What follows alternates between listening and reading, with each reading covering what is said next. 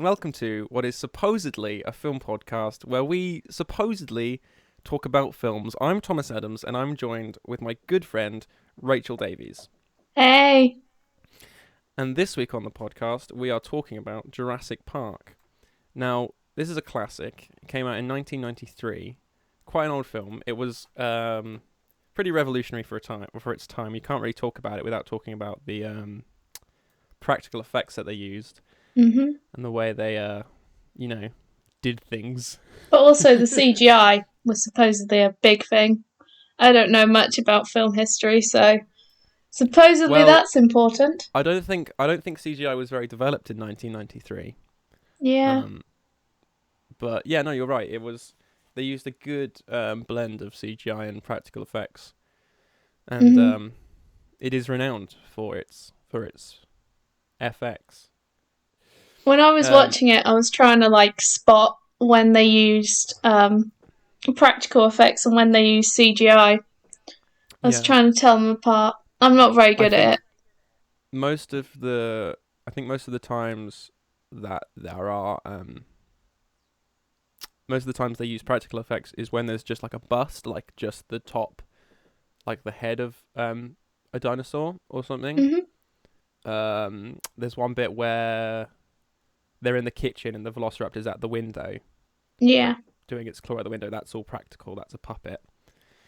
Are the Velociraptors in the kitchen costumes or CGI? Because I seem to remember them being costumes, but I think I think it's a good blend. I remember them. They jump on top of the kitchen counters and stuff, and I think that's CGI mostly, because there's not really any way you can do that very well with a puppet unless you paint out the puppeteers. But that's well, I think it was a person in a costume.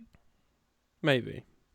Probably. Those are the two options I've got in my head. It's either CGI or person dressed up as a velociraptor wandering around a kitchen and causing havoc, which would be a great job. One of us should have researched this. Yeah. And it probably should have been you. It definitely should have been. You're right. But that would be too high production value for this great podcast. That is very true. So I can talk about the book. You can talk about the book. I haven't read the book. I have. I read it during my first year of uni, and if you ask any of my uni lecturers, I remember very little from that time. So the book came out in 1990, so 3 years before the film. But before the book was published, the movie rights had actually been bought already. The book hadn't even come out. It was written by a guy called Michael Crichton. I don't know how to pronounce his name. I'll pronounce the dinosaur names correctly. Just not humans. And yeah, the book, there are a few differences. I think the film has the same problem as there needs to be a lot of exposition at the beginning. Right. Which therefore means you have kind of a very slow beginning and then a very kind of sped up start. I still don't understand why the lawyer went to the amber mine. That always confuses me. Why is this lawyer there and not in an office somewhere? Yeah. He's a very interactive lawyer, isn't he? He gets very involved. Yeah, but who's he even there to meet? Well, he's there because they need to get professional what's the word? They need to get professional archaeologists and people to sign off on the park. Paleontologists. To deem it's safe. Paleontologists, sorry, whatever. But there's not any archaeologists there or paleontologists. There's no one that they need is there. I know. I don't. Didn't they have phone books in the 90s? No, they didn't exist. It's a new invention. The 90s was a long time ago. It was. It was very long ago. Another thing in the book that I find interesting is quite a few scenes that are in the book appear in later films. Right, so, okay. The one that stands out to me is the opening for the second film where the little girl gets attacked by loads of small creatures. And that Okay. is part of the opening of the first book, and is the Right. reason they call in the experts, because this little girl's just been attacked. And then there's a Interesting. bit where they're hiding in the waterfall. I think that's also the second book, where they're hiding in a waterfall from a T-Rex. And that happens in that book, and poor Timmy gets licked by the T-Rex in that. Oh Um, no. the baby Getting licked by a T-Rex T-Rex. appears in the first book, doesn't appear in the film. And there's also a bit where they go rafting on the river, which is in the third film, but not in the first one. Yeah. I So, didn't know a lot about the plot of the film before I went into it, because I mean there are some films that classics that you know the plot of yeah. before you go into them, just because they're so highly talked about. But I didn't really know like what the plot of Jurassic Park was. I watched it for the first time around Halloween this year, and I don't know. It's a really interesting plot, because it's like I kind of just thought that the park went wrong, like Yeah. um there was some malfunction. But then when I watched it, obviously in the film, it's down to the guy who, like, I can't remember his name, the name of the character. Nedry, But the tech guy. yeah, he puts all the systems down, and it's like, Yeah. Like, I think it's one of those films that, although it is an iconic film, it's not iconic because of the plot. It's iconic because of the oh CGI yeah, and for the sure, effects and all the stuff like that. So no one really kind of watches it saying it's a revolutionary plot. It's kind of a bit like yeah, Avatar. Like, the plot is a bit terrible, but everyone yeah, knows about it because it used effects really well. yeah, Oh, in the book they do a lot more on the kind of Nedry Dodgson kind of right, debate, or not debate, meeting. They explain a lot more about Dodgson's history. And then he interesting. actually appears in the second book as well. Oh, okay. So Yeah. he doesn't die in the first film then, or in the first No. book even. I didn't know that he died, because I remember there was a scene that I've seen online of that guy interacting with. Well, I mean, I must have made this up because it never happens, but I swear that guy interacts with the T Rex at Hmm. some point, the fat guy, and then so when he gets like when he was killed and the scene didn't happen, I'm just like, well, is he dead? Because Yeah, I thought there was a scene with him and the T Rex, but I you guess I must just have made imagined it that. up. Bit Unless weird. it's a deleted scene. Um Yeah. yeah, I don't know where you got that from. Oh, Just a my own character imagination. who dies in the books, but is kind of, they don't really show what happens to them in the first film, but we know that they Right. survive because they're playing a major part now. Is Doctor Wu? Oh Um, right. the That's the interesting. the geneticist is killed by velociraptors in the book, but now he's playing a Ah, major part in especially Jurassic the World. final, yeah, the most recent ones. That's Um, very interesting. so yeah, he dies when the velociraptors attack the visitor center in the books, Mm. but they never kind of. How many books are there? Is there only 3 books? There's two books, I Ah, think. okay. Yeah, So they've there's. definitely drawn it out then. Mhm. Yeah. There's the Jurassic Park one, and then there's Lost World, which is where Ian Malcolm goes back and has to like deal with people trying to. Yeah. So the major plot of the second film is kind of the basis for the second book, but some Right. of the scenes in that one are taken from the first film.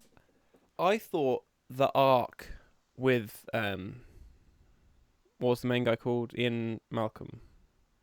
So Alan Grant is the paleontologist who. Right, yeah. The guy they call in, and he's like the guy who doesn't like computers and stuff. Yeah, that's Alan I Grant. thought his arc with like kids was really weird. It's very How shoehorned in.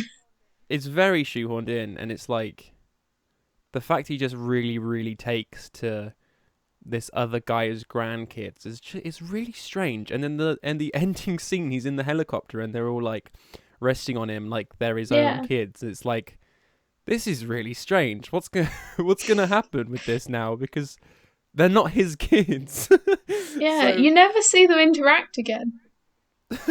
Like, Tim and Lex make a cameo in the second film where they say hello to Ian Malcolm, who they've not interacted with at all. And you never see them talk to Grant again. that's So, but yeah, it is a they did that with weird plot point. and I don't mean to like talk about a different film, but with Jurassic World, they also did that where they had this weird, well, not, it wasn't the same thing, but it was a similar thing where they had the arc of the kids, the two kids in the film. There was this whole thing of their parents were getting a divorce, and Mm-hmm. like they talk about it, they mention it like it's this big plot reveal. Oh no, mum and dad are getting a divorce, and then it's not mentioned at all again. I'm not. They're not even in. Are they even in the second film?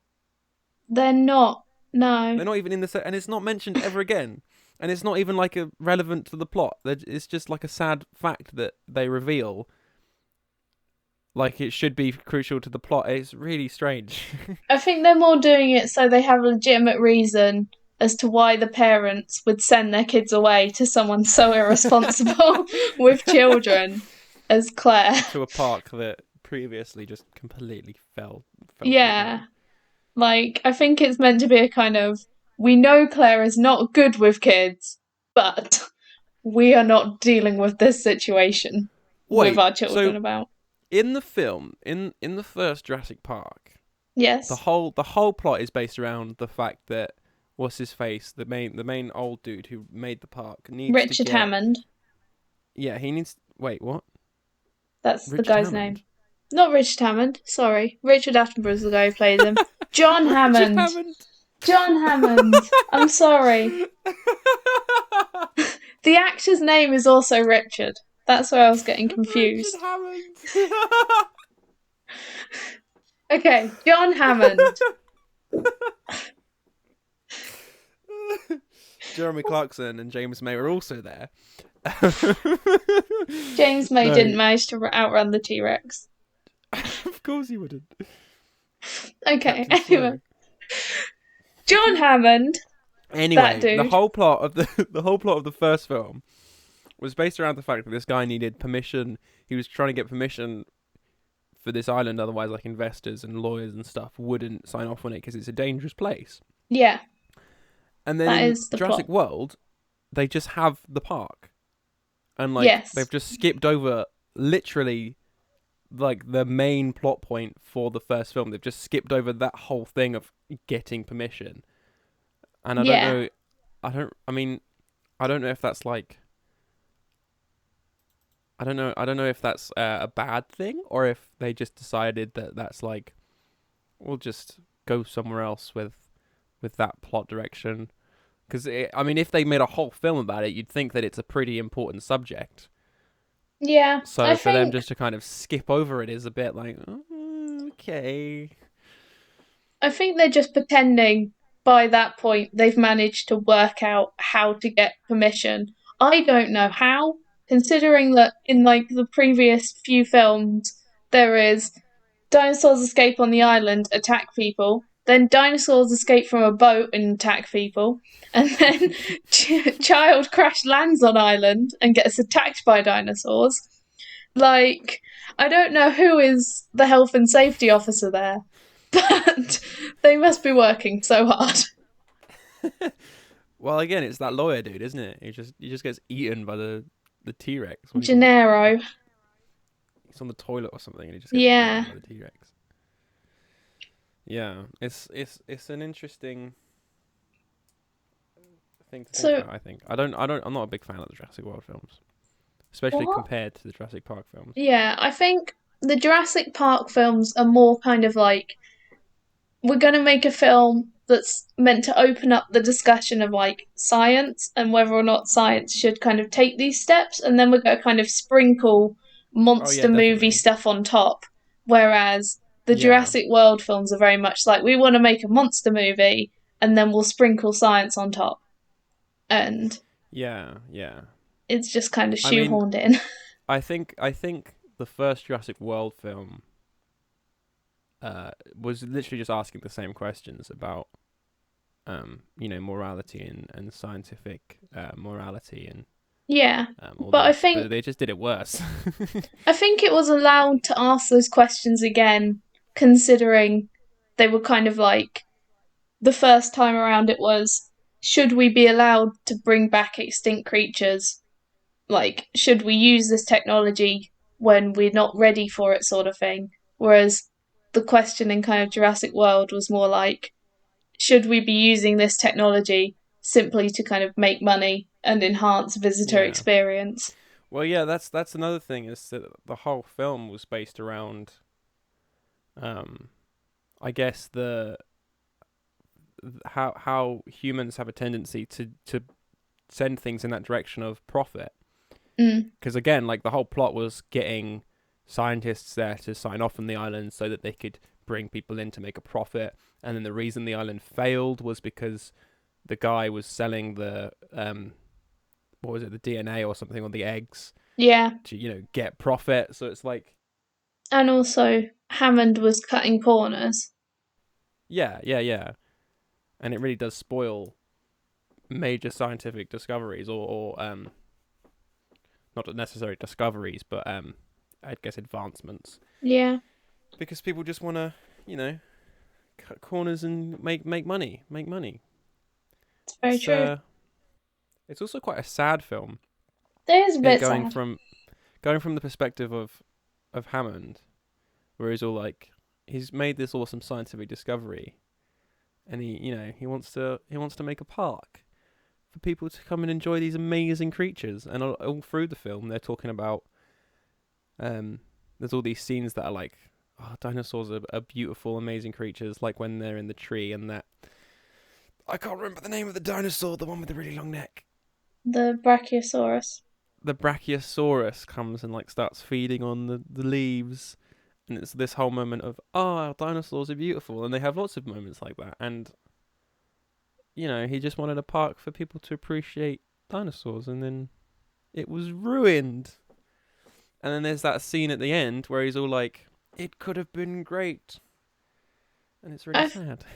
I think you couldn't have kind of had a character like Hammond and not kind of show, well, dinosaurs can be good, and there was some pure intention in here, but Yeah, he just got sidetracked by the kind of wanting to be the guy who did it first, yeah, and yeah, and then you get like the villain who's kind of Nedry and Dodgson, and they have very similar ideas in the sense they want to be the ones who do it first.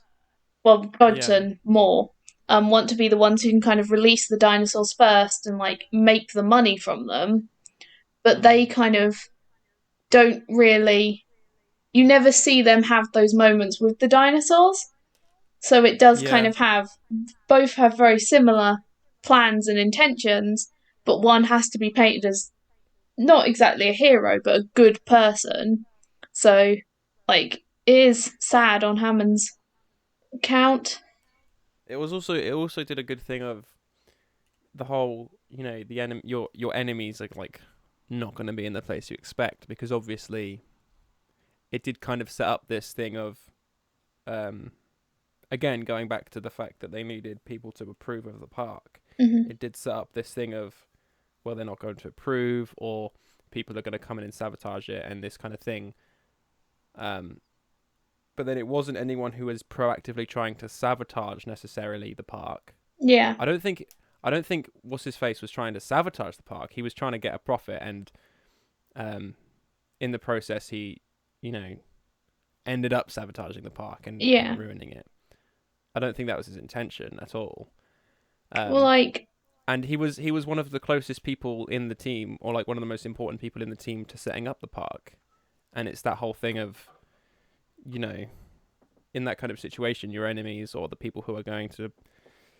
It's really depressing, but the people who are going to be your downfall are the people who are like right there in it with you. It's like, mm, so it's an interesting question of, I think um he definitely didn't want to shut down the park completely, but at the same yeah, time, I think he wanted to punish Hammond a bit. So kind of Yeah. make sure stuff did go wrong just enough so that he does have to kind of deal with the situation a bit and like Yeah. know that what he did have him doing was not only an integral part of the park, but also he was one of the few people who could do it. So maybe he should have been being paid more. Um, I'd like to get your opinion on the opening of the film because I find the Okay. opening really like it fits the film, but every time I watch it, I've almost like forgotten the opening, so I find it very like unsettling, and I don't It's know why. it is a really good opening for that reason. It's it is one of those openings that you kind of forget about, Mm, but it makes it so much better because it sets it immediately sets the tone for the film, um, as well as more or less kind of foreshadowing even yeah, how the film's going to go. And then by the time you actually get into the film, you've forgotten about it, and it's like, but you have this underlying feeling of set from that first scene. that something's gonna go wrong. Yeah, of fear because that film is that sorry that scene is that scene is played really well, um, to incite fear. I think also the opening always feels a tiny bit disjointed from the rest of the film to me. I think it's because you have like such this like someone's being killed by a raptor and it's very graphic and then they have like a fade to a different scene, like a kind of slow mo and then Yeah, fade to a different scene. And I don't know whether it would just feel like more part of the film if it was just like a quick cut off immediately in a different yeah. location, but it just kind of feels like the way it ends almost makes it seem like this isn't actually part of the film.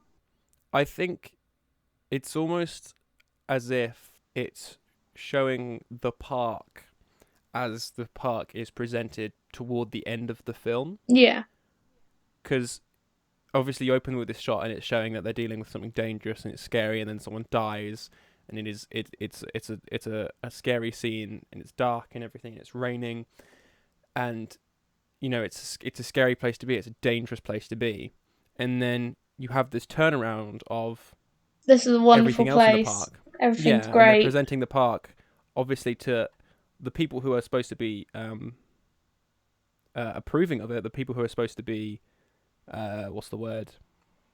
Saying that this is a safe place to be, saying that this is a place that people can come and um, have an enjoyable experience, and Yeah. they're presenting it to them not as this thing that we see in the very beginning of the film, but as this park that has, good food, good accommodation, nice rides where you can see the monster. Sorry, the dinosaurs. They're not monsters. um, and it's this. It's interesting because and it slowly ramps up throughout the film towards towards how the park is seen at the end of the film, which again is how the park is presented at the beginning of the film. So it's an interesting way of doing it, I think, and they it's done really well. I think the book does it in a very different way that I think Right. I'd prefer just for like the way it feels more together. Because if I'm remembering the book correctly, I do apologise if I'm getting this completely wrong. But what happens is they find the body of one of the dinosaurs that's escaped from the island, and that's how they attack the little girl, I think. So they find the body of one of these dinosaurs, and then it gets sent to Grant and Ellie, having gone through several other experts, but it ends up in their hands.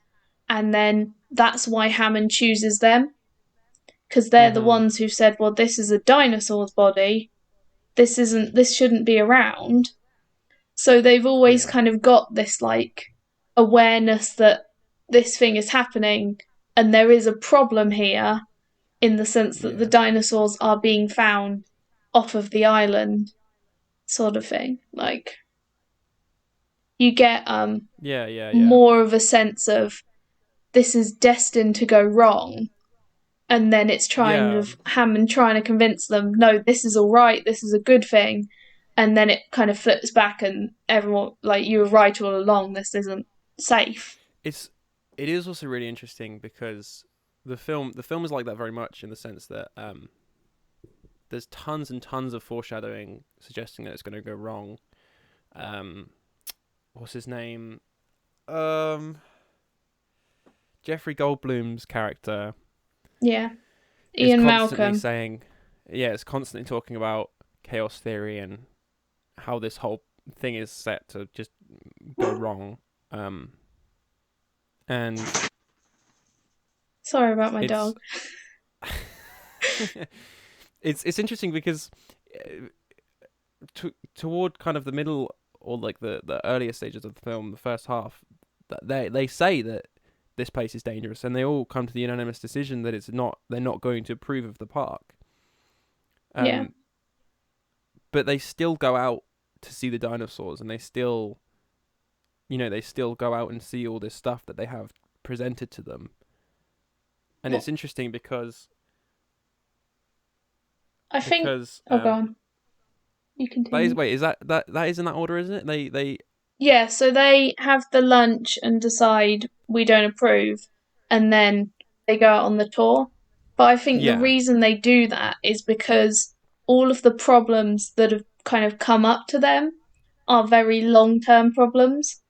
Like, yeah it's, you don't know whether you can actually stop them breeding. Like, you don't understand yeah. these ecosystems, and like, they're all long term issues. There's never a kind of, well, maybe this park But then isn't safe also now. But then also the main guy, again, I'm terrible with these names, but the main guy who doesn't like technology, obviously Alan his Grant. Alan Grant, his whole thing's gonna be he's not gonna trust the park because he doesn't trust technology and he knows just how dangerous dinosaurs are. Yeah. But then he's still intrigued um to see the dinosaurs and to see the park. But And it's wouldn't I don't know, you it's just be?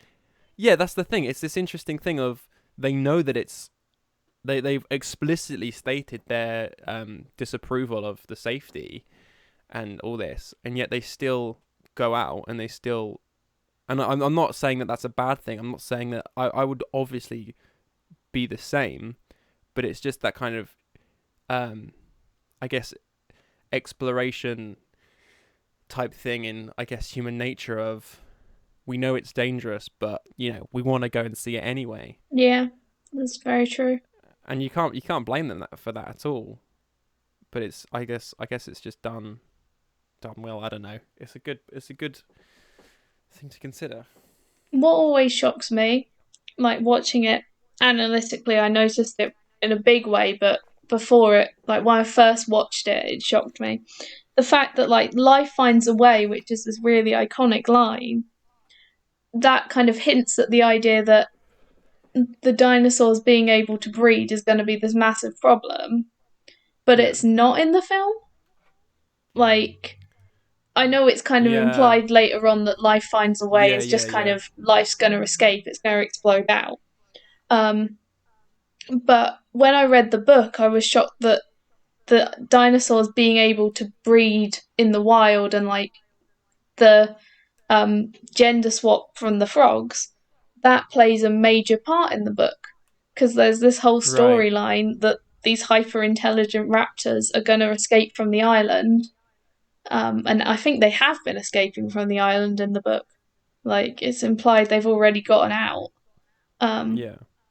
and yeah, so like there's this. I think even on the first tour, they find raptor eggs in the book, Right. whereas in this, I think the pill-shaped eggs that he finds are meant to be sauropod eggs, so long necks, Yeah. and not carnivores. And it would be weird to have carnivore ones out there because the carnivores aren't roaming free. Um, Yeah. Yeah. but yeah, in the book, the raptors kind of they escape almost immediately and start breeding in the wild. Like, before the scientists are even there, there's raptors on the loose.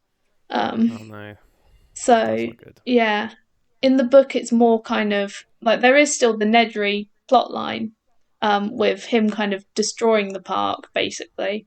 but from the very time that they show up, it's implied that things have been going wrong here already. And like Nedry sped it up for the sake of a book, but like for the sake of a quick plot.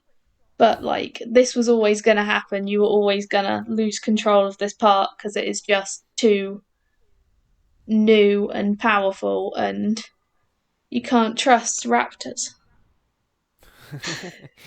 Yeah, I think that's the moral of the story. You can't trust raptors. You can't. You can't trust raptors. You Clever can't girl. You can't trust the raptors in this film either, because they're not even raptors. Because raptors Terrible. are the size of turkeys. Velociraptors are the size of turkeys.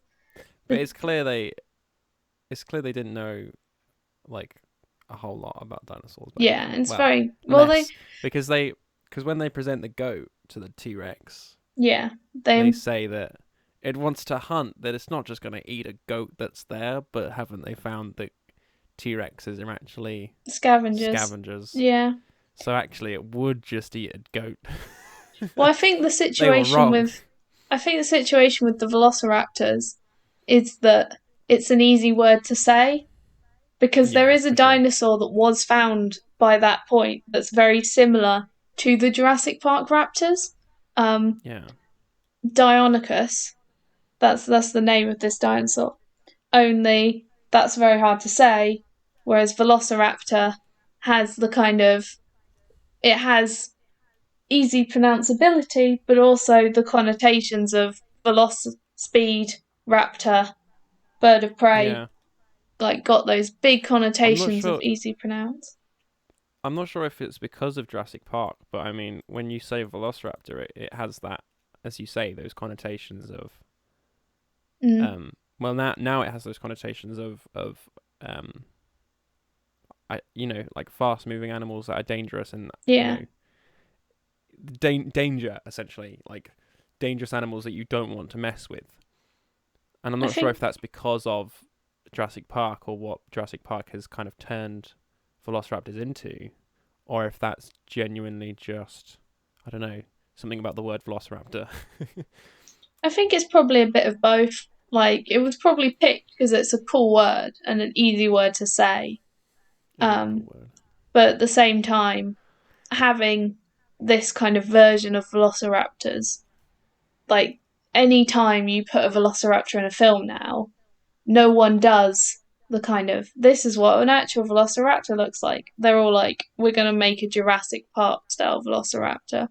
Like Primeval does it, and they tend to be pretty good on it. They put feathers on their raptors though, which is nice. That is nice. Because Velociraptors had feathers. Yeah, I mean, feathers just help with aerodynamics, don't they? Very true. So if someone wants to go fast, then it would make sense that they have feathers. Yeah. Feathers are really cool, actually. I like feathers. If you were making a dinosaur, you'd ensure it had feathers. Yeah.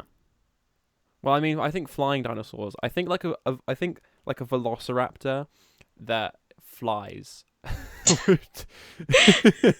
Can you imagine that? It would basically just be like, it'd be like a bat in the sense that I say it's like a bat. I don't know if bats do this, but they would like herd together because Velociraptors, they hunt in packs. I'm not sure if that's true, but that's what they say. Velociraptors we know hunt in packs. I'm not so sure about bats. I love how your dinosaur knowledge is better than your like real life knowledge. What did you mean Velociraptors are real life? Alright, modern day knowledge. Well, the Velociraptors in Jurassic Park aren't real life. Yeah, but imagine bats, like I don't know, let's say 20 bats that are armed like Velociraptors. Yeah. So they have like the claws and the teeth. Maybe they're bigger than bats. Imagine 20 of those coming at you and hunting you down. Okay. I think that would be more scary than 20 actual Velociraptors. Have you watched Primeval? I have not watched Primeval. Because there's an episode at a golf club. You'll probably have to like cut all of this from the actual thing. There's an episode at a golf club where there's like, I'd say probably 100 like flying, leathery winged, razor sharp toothed creatures that kill a golfer and then hunt this woman who's got a concussion through the golf like country club. And Right. they eventually blow them up. Watch Primeval, it's great. Wow, that's I don't know how to react to that. That's very interesting. No, it was just you were describing your like flying velociraptors, and then I was like, well, dinosaurs probably had something like that. But yeah, Yeah, that was I'm true. gonna come around your house and give you Primeval eventually, so you can watch it. It'll do you good. It'll do me good. I'm trying to think of other things that we could discuss in the film because we're currently talking Um, about flying velociraptors. Um, Oh, I think one thing I really liked that I only noticed this time, despite the number of times that I've watched it, is they always put in like little lines to explain kind of things that like you would have missed otherwise, or at least would be mistakes. Like mhm. with the T Rex scenes, part of the lighting for this scene is the fact that the car headlights are working. And then earlier on Ah, in it, you hear them mentioning that there's a problem with the cars because the headlights are running off yeah, the car battery and not the electricity. yeah, So yeah. that's why the headlights work when like all the power shuts That's down. that's a very good point. So yeah, I like the way they have little things like that Very, in it. very. What's the word? Included. It's well thought out, good continuity. Very included exposition, essentially. Yeah, but it's very subtle. Yeah. Yeah, that's good. That's good storytelling. It is. You are correct. Um, how much did this film make in the box office? I don't know. You're asking the How wrong much did? questions. I probably shouldn't be It doing made a this. lot. It was How the much? highest It grossing made film before Titanic. so it made 1.033 billion US dollars in the box office in America. That's a I fair think amount, you know. Could buy a few that sandwiches. is that its budget was 63 million. So it's quite a lot more than That its is. budget. Um wait, the first Jurassic World made more than that. Yeah, but more people go to the cinema now, I guess. That is very true. And, like, But then Lost World made less. yeah, Lost World only made 618 million US that's dollars. because it's a sequel. But then Jurassic World Fallen Kingdom made more than the original Jurassic Park film. Because everyone thought, That's horrible. I can't stand for that. I'm going to talk to go I talk don't to the know. public, say stop I'm watching going these to films. stop watching bad films. Watch the classics and then go I and think watch part of the reason Jurassic World probably did so well is because like it's because of not Jurassic exactly Park. a sequel, yeah, but it's kind of a continuation of a film series It's the that is same so reason. It's the iconic. same. Yeah, it's the same reason why like Star Wars the what was it? The Force Awakens would have been really popular I'm sure it was. in Uh, cinemas, not because it was necessarily a good film. We'll talk about that another time, but because I'll eventually because watch Star Wars and be able to cast judgment. Currently, my favourite is The Phantom Menace. oh, you can't say that. The only one you I've can't watched.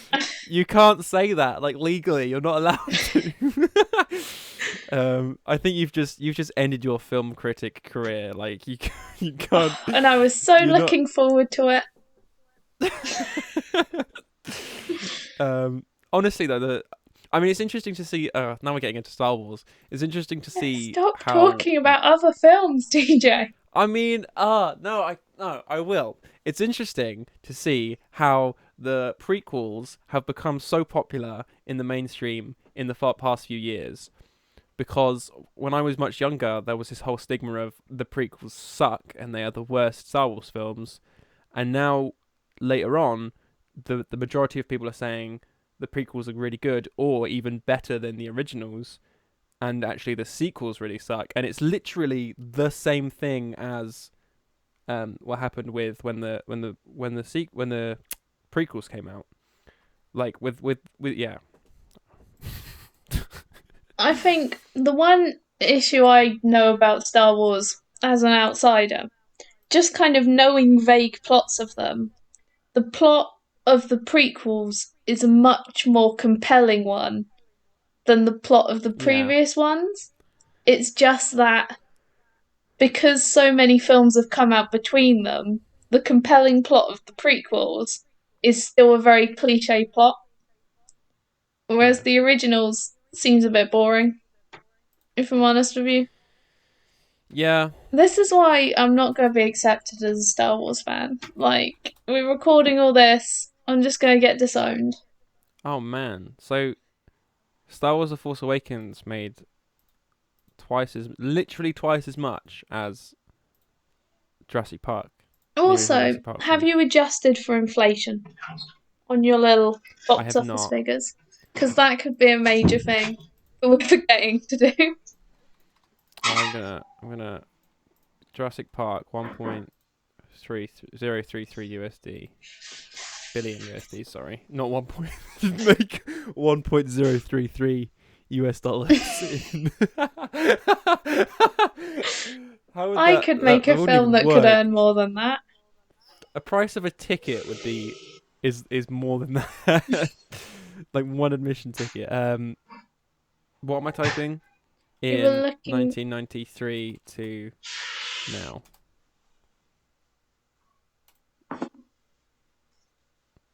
Um,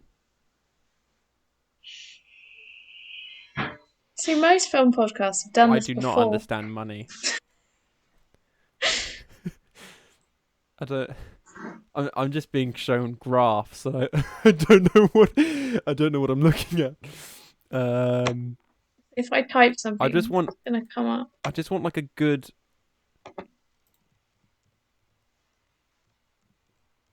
Wait, what?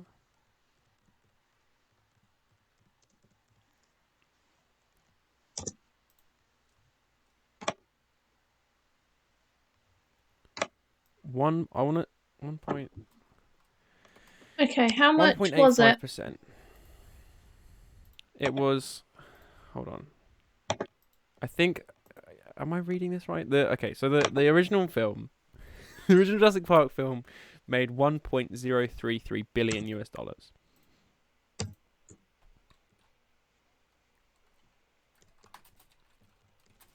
I think that's billion. So it would have made. I think I don't know.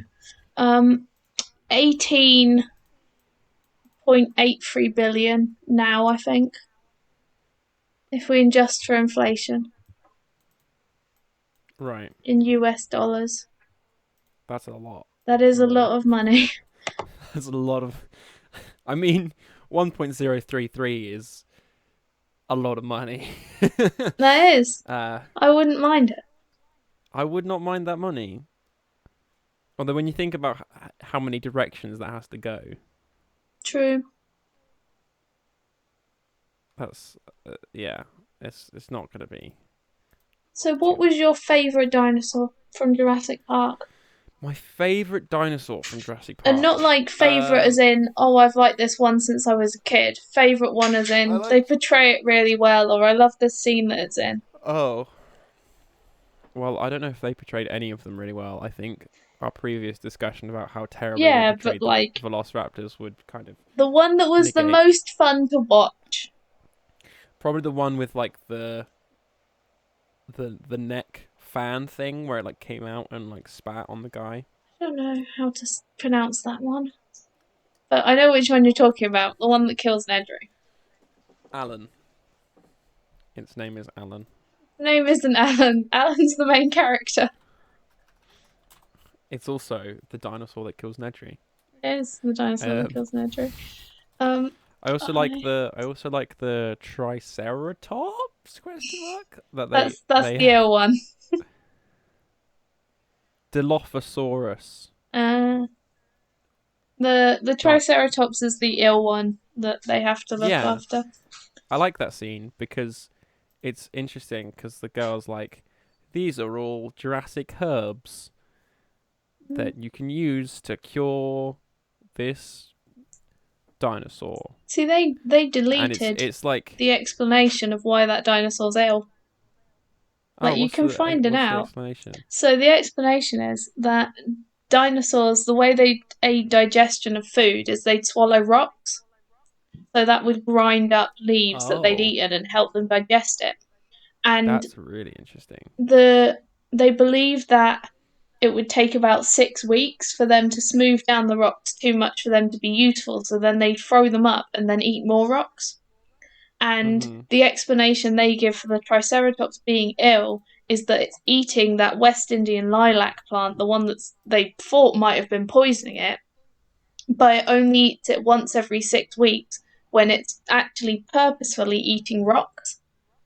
So it eats that by Right. accident when it eats rocks, and that's why it doesn't show up in the poo, because it only eats it once every 6 weeks and not constantly, and therefore it wouldn't be in the poo, because it hasn't pooed since it ate it.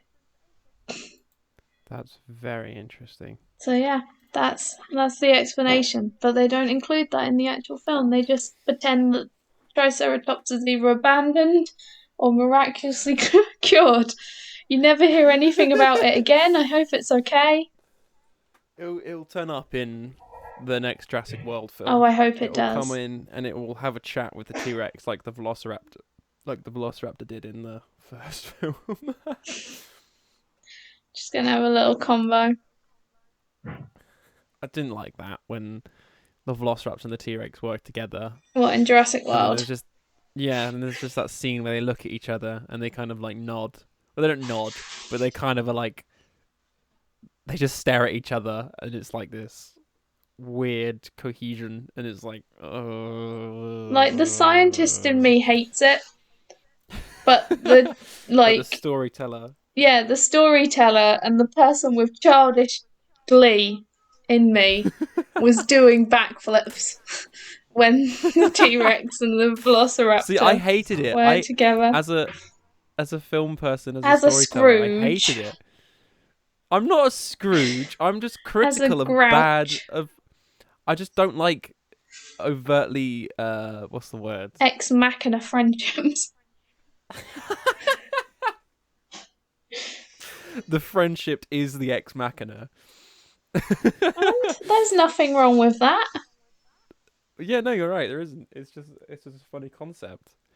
Um, I'm pretty sure no, that's what happens in Batman it and just seems Superman like a. films.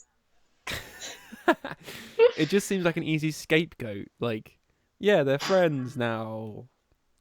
Yeah. Cool. And for films that are supposed to be so based around science, it's like what you said earlier about it's like the Jurassic Park is science with horror, but then the Jurassic World films are horror with science. Mm. And it's like that's very obvious. I did like the second Jurassic World film. What was it Fallen called? Kingdom.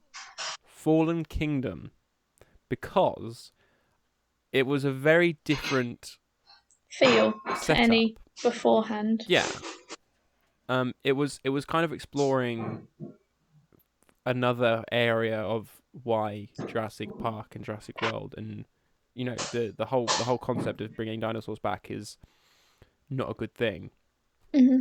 It was exploring another area of that, and I thought that was a good thing to do because there are so many reasons why we shouldn't bring dinosaurs back. Yeah, there is. I find that it's very disjointed, that film, just Yeah. because Wait, there's you like mean Fallen with Kingdom itself, or with you mean with itself, or with like the rest of the with series? itself, because Right. like at the beginning, there's kind of like, oh, we've got to go rescue some dinosaurs from a place where there's like a volcano, and then they immediately leave the place where there's the volcano, and that is not mentioned again. Like, they do not mention the fact that they survived a volcano. They barely even look at it from the point that they get on the boat. It's Yeah. like, I wonder if the island's gonna come back. I what? wonder if they're gonna go back to the. I wonder if they're gonna go back to the island in the next one. I don't think they will. I'm hoping at least, they're going to make it kind of like a dinosaurs are Well, on no, the because loose and we have to go and yeah. find them and either rescue them Oh, or learn to live with something them. I really, something I really didn't like with with the Jurassic Park films. hmm What's the name? What's the guy who made them? The director. Steven Um, Spielberg. Steven Spielberg. I can't believe I forgot the name of Steven Spielberg as a movie buff. That is a disgrace. I'm sorry. They're going Anyway, to revoke any qualifications you have now. They're revoking them. it's a good thing I don't really have any qualifications.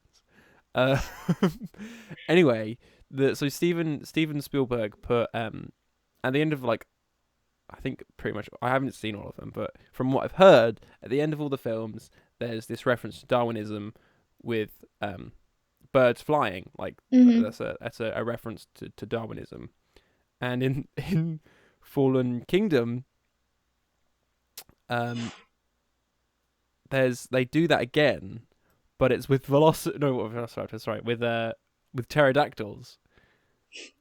So they have this reference. They do the same thing with the reference to Darwinism, but they do it with pterodactyls, and I don't like it. I don't Isn't like it because isn't it closes with Chris Pratt driving off into somewhere, and there's just pterodactyls flying near him, mm, and see it doesn't sit well with me at all. see I didn't know that was kind of the symbolize Darwinism.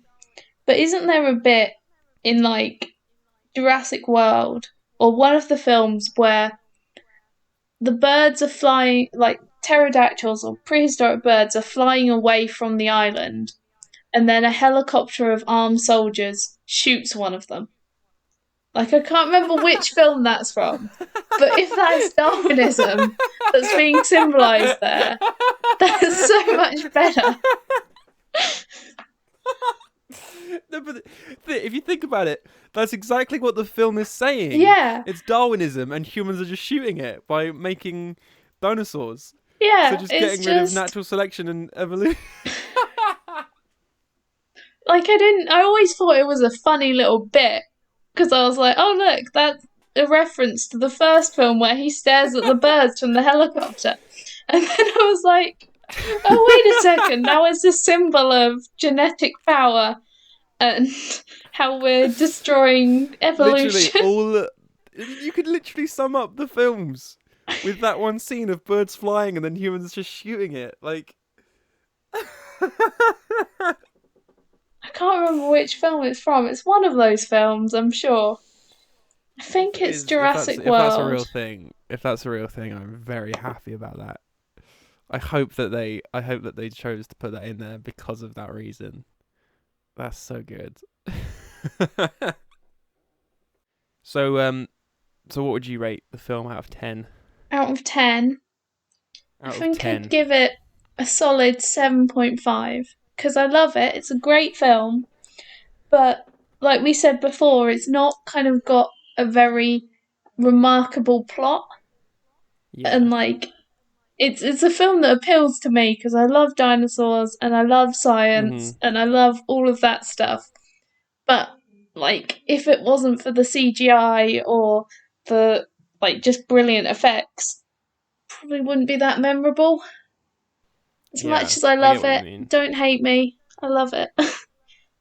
I mean, it's a classic, so that Yeah. already gives it like a lot of points. Um, What I do don't know you where give I'd it? put it. I don't know. Was it better Let me or think about worse than this. you expected? I think it's about what I expected. I didn't have too high expectations. I don't like going into films with expectations. So I didn't have too high expectations, and I would say it matched my expectations. hmm Um, Re-Watchability, I think it's got a good level of rewatchability. Yeah, I've watched it probably hundreds of times at this point, over 10 And there are years. some films that you just can't rewatch. Yeah. I'm going to find a Um, film that you can't rewatch, and then that'll be the next one we review. yeah, sure. I'm going to use this as a time Look, to make you suffer. Go on, give us a score, Thomas. um, um, I'm gonna say a solid 7 That's a good score. A because good solid score. it's not a bad film, and it's the fact that it's a classic already puts it up past at least 5, I think. Um, so yeah, and like it is an enjoyable watch. It's entertaining. It has a lot of great film theory stuff to pick apart in it. hmm Hence why we've been talking about it for however long now. I know no Um, film theory, so I just nodded. well, I mean, film theory can come down to, storytelling theory, as you know, That's true. which you do know a lot about. So, um, yeah. So, It's a good score. it's a decent score. It's not amazing, but actually, no, I would say that's a really good score. Yeah. Yeah, Considering that, like, I can only think of one film that I give 10 out of 10 to. So, I think 7 yeah, and I also think that 7.5 is good. people, for some reason, people have this weird stigma of when rating things out of 10, where they're like, anything under 5 is bad, and that's not necessarily the case. I mean, I guess anything under 5 is like not great, but like even if you rate something 6 or 7, that is generally seen as like not good. Yeah. Where realistically, anything above 5 is like a pretty good score. I kind of treat it that Um, 5 is like the average, and then 7.5 is a good rating, and then 10 is brilliant, couldn't change a thing, and then like yeah, 2.5 is it's okay, like I wouldn't not watch it, and then like 1 is 0, is like trash it, bury it in the desert with all the Atari game systems. anyway, actually, I think I might change my score. He's changing his score. I'm going to change my score. It's the first episode of this podcast, and we're having a first ever score change. I feel like this is just going to become a normal thing. I'm going to change it to 6.5, I think. Okay, it's gone down. Because, Doesn't yeah, bode well for you, Stephen. because I think, again, it's a good film. There's nothing wrong with it, necessarily. But I feel like 7, literally just talking about what I've said, 7 is, like, too high. Yeah. Um, I think we're going to have to cut off now before you upset Steven Spielberg anymore. I don't want to upset Steven Spielberg. That is very true. Good So you statement. rated it 7.5, and I I'm rated it sticking with that. 6.5. Okay. Okay. So you're 7.5, I'm 6.5. I think that's a good score I think it is too. overall. So you can find us at Supposedly a Film Podcast on Instagram and on Twitter at Supposedly a Film. Go and make sure you follow us there. We will be posting our ratings for our films and updates for when the podcasts are released. And I would like to pull a John Mulaney and promote the month of December. I think it's a great month. You should all try it. Have fun in your December. I don't think they get much choice. Everyone gets a choice. Anyway. Life finds a way. Life finds a way. Thank you for listening, and we will see you next time on what is supposedly a film podcast. Bye-bye. Bye.